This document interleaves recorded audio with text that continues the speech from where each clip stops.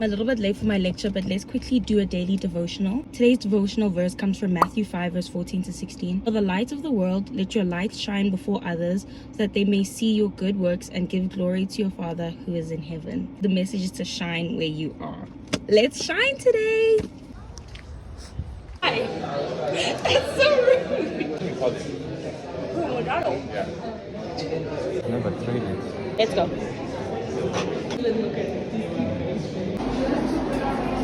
Thank you. Our lectures got cancelled, so now we're going home. I'm dropping off Candido at the gate. Is this angle good? But indicate where? Oh, they're not gonna let us go.